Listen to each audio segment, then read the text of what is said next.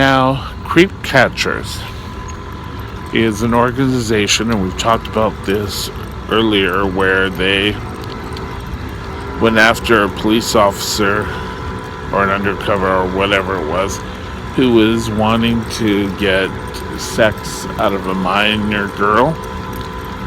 Well, the vigilante, and I have to say they are a vigilante group, has got into the news again, where they mistakenly put a man's picture, whatever you want to call it, on their website saying they were looking for this person for whatever reason.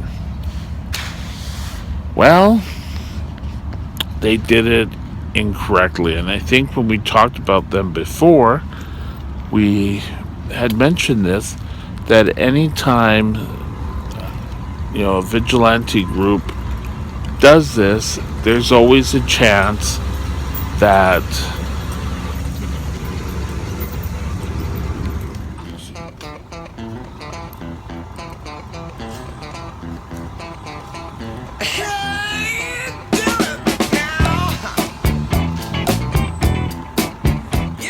now the vigilante group, Creep Catchers, who successfully caught an off-duty RCMP officer trying to procure sex from a minor, has got themselves in the news this time. And it's not such a good deed. It's a guy whose picture they put on their website as a possible pedophile, and this guy in turn got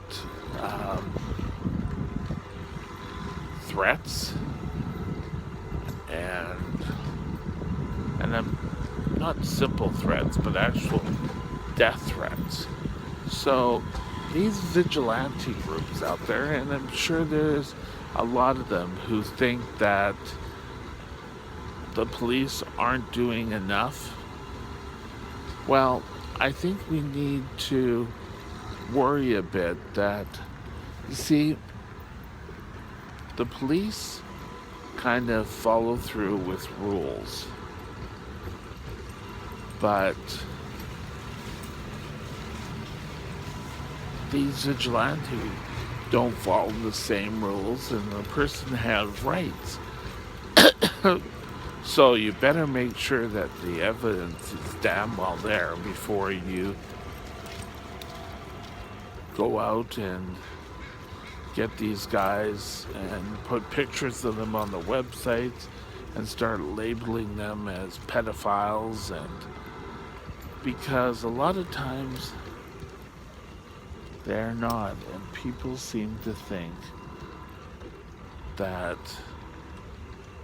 oh well, we've caught people, and this person's a pedophile, and then they're wrongly accused. Well, you gotta make sure that you're dealing on the same level, because this is legal. And these vigilante groups seem to think, oh well, they've got things on the right, and but in this case they're wrong. And this guy is definitely thinking that he's going to sue. And I honestly have to say, they have the right. But we'll see what comes of this. I think in their minds that they're doing an admirable thing, but their tactics may not be the greatest. And people out there come up with their own rules, and oh well, we'll get tape evidence, and this will do this will do a lot of things, and it'll hold up in the court of law. But you know, I'm sorry. We need to.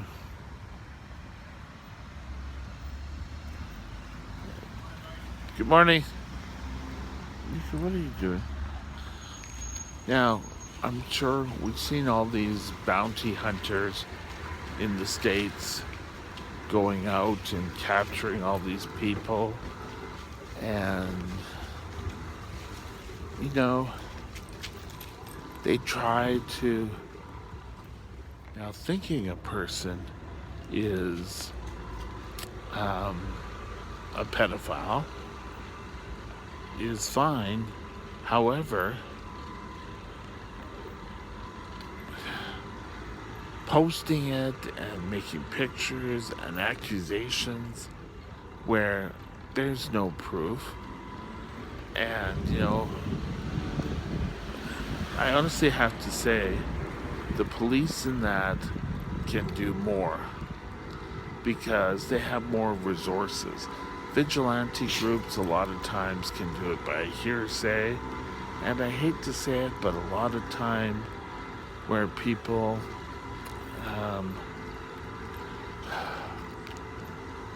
would have something, it's wives separating from husbands, and just putting it out there and saying, oh well, that person's a pedophile and you really should go out and try to do something about them. That's unfair. I don't care what issues you have with another person. You should really do it through the legal means, not going out and getting a vigilante group involved. And that people think they're doing the right thing, but they become headstrong, and it isn't a positive thing that comes out of it. And people constantly do this time after time. And I don't know. I think it's a mistake, and that people keep pushing these. And, they may say, well, we have to protect our children. What? Protect our children from people who are not pedophiles? So before anyone goes out and does things in the name of justice for whatever reason, you gotta think real hard, or have someone who's gonna pay your legal bills. Because doing something on just the thought of that you're doing things right, you're not going to be doing that great of a job. And everyone kind of applauded and how well they took down this police officer who was out there looking for sex, but charging someone else with it doesn't bode well. And I think people are going to run into problems if we keep this up and just taking the law into our own hands. That is why police forces were formed, is to stop people from doing these sorts of things. But, oh well, police aren't doing their jobs, they're letting people go. Well, there may be some reasons why they let people go. But, they have to constantly act out and find reasons why. And, you've got to be pretty sure when you're doing something. So now I'm sure this person's going to go for blood. Something to think about.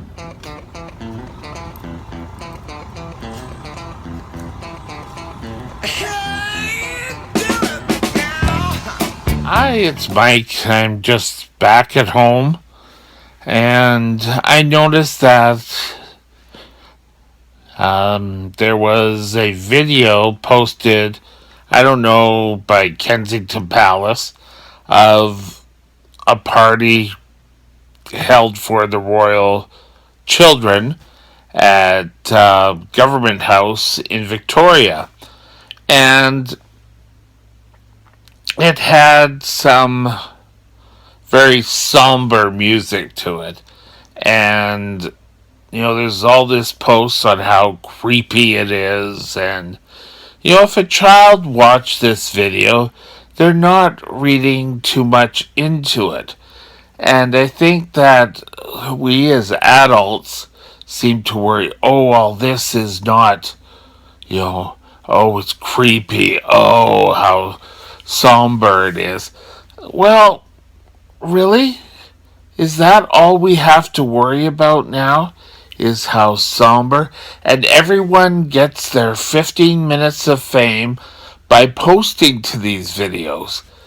And okay, I think there could be a little bit better choice of music, but the video is run very slowly, and I don't think the person said, oh, well, let's make a very creepy video. I think the person who made this, for some reason chose that. I don't think they're out there making all these creepy videos and saying, oh my goodness, I don't really like the Royals, I'm going to make this creepy video. And it comes back onto Canada, but why does everyone have to have a say in everything? A lot of times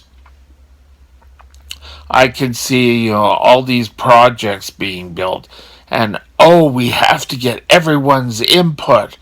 And, a lot of times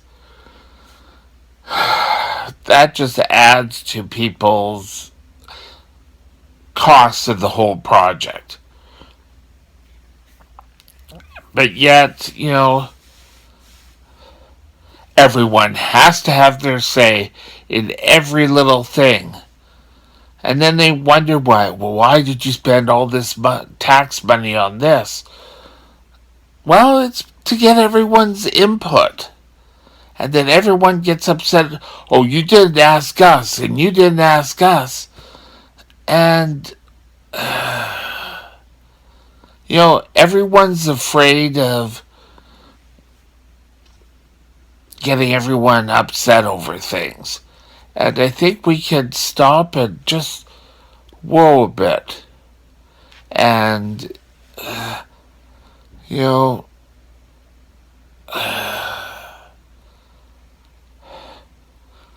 everyone's so involved with the environment, which is great, don't get me wrong there.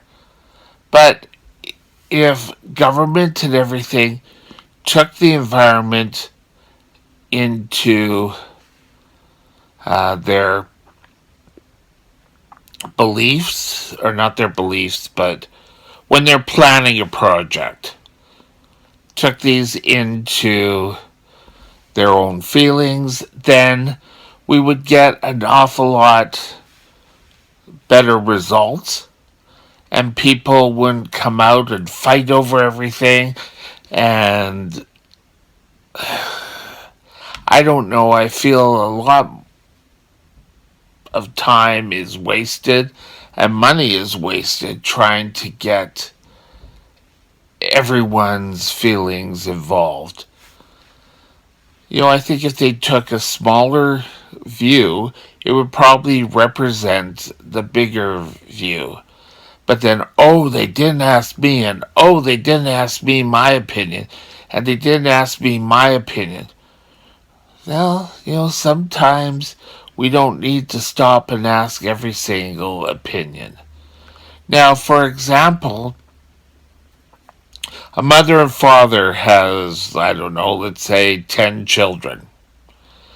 They're not going to go and ask every single child every simple choice. They may ask the older ones, or they may ask the middle ones, or one or two, but they don't go out and ask every single person. And I can see that even when I was at a boarding school. We were put into our houses, and then, the decision of the houses were usually done by one or two people, and we elect these people to make decisions, but then they have to come back and ask us for every little thing. I think it's something we could do a little bit better on. Just something to think about.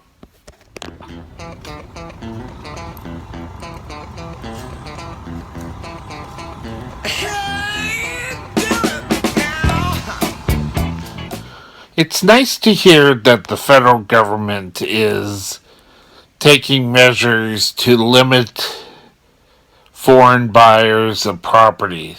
There is too much of people buying up homes, houses, and leaving them vacant and using them as tax shelters and using them in loopholes in our tax systems.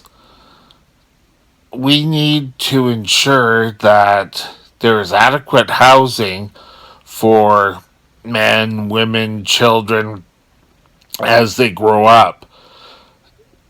If it's all being bought up with foreign money, how are people going to have places to live? There's going to be more and more of these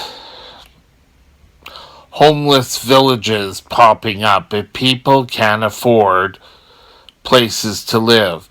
Now, it was mentioned two of the biggest areas, Vancouver and Toronto. But, there's a two-sided coin. You have to be fair when people are trying to get the best money they can for a property. And you have to make sure that places are available for people to live in.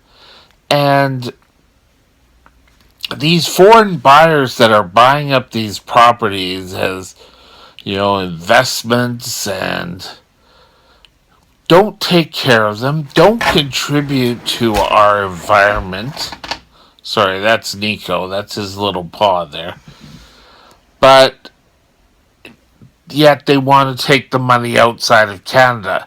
And I don't think, as a nation, we have protected our citizens.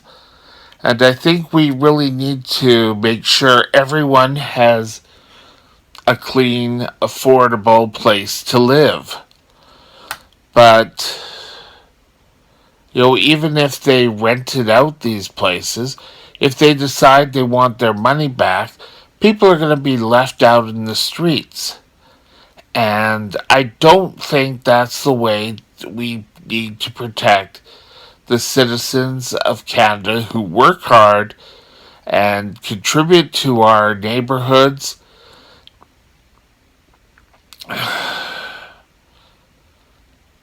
They're the backbone of Canada. And if we don't protect them, who's going to end up paying for Canada in the future? Their children?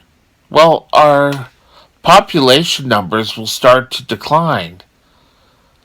I have no problem in a foreign buyer buying property in Canada if they are going to contribute to the society. If they're going to come here, live, and, look for citizenship in the country, that's fine. But having these people come here and just take all the benefits out of Canada is something I don't think is appropriate. And I'm glad to hear that the government is going to take measures to combat this. It's about time. And the provincial government added a 15% tax, which slowed down the bubble the real estate bubble in Vancouver quite a bit. But we'll see what these new guidelines will actually do, because Canadians need to protect Canadians. And, I think it's important that Canadians have a chance to be able to purchase property in Vancouver or in Toronto so that they can have a place to live, that they can bring up a family. It's something really to think about. Bye now.